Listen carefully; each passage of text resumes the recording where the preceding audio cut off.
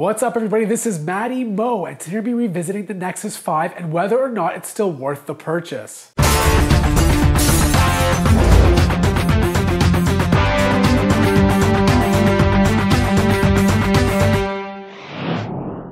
It's been over a year since the Nexus 5 came out, and you might be wondering why I would waste my time reviewing an old phone.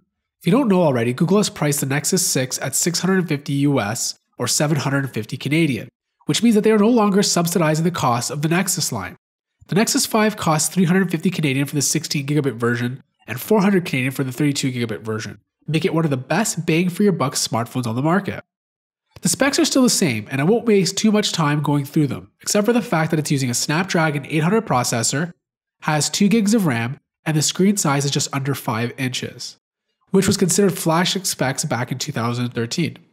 Even though the phone is a year old, it still runs extremely well. Anything you throw at it, it can handle.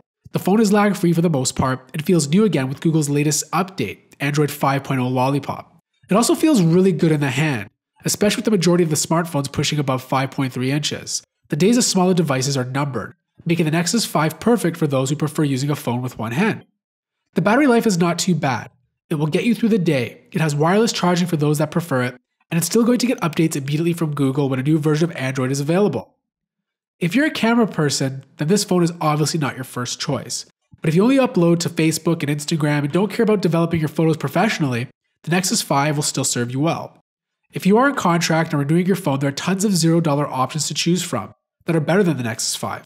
However, you're purchasing your phone off contract and don't want to spend more than $350, this is still one of the best options, period. Now you might be saying, what about the OnePlus One?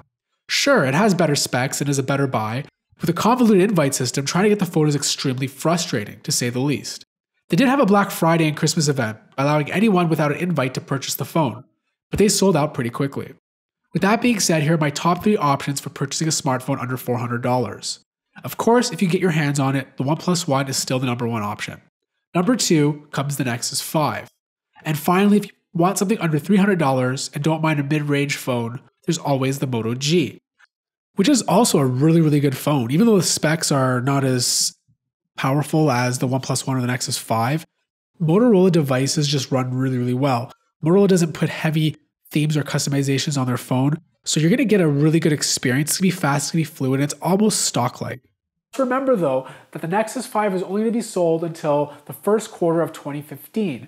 Google already has very little stock in their Play Store, so you have to check for retailers right now or hope that Google will stock up their stores again before the first quarter of 2015 is over.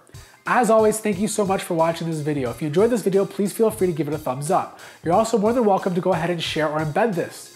Please feel free to subscribe to my channel, and I'll see you guys in the next one.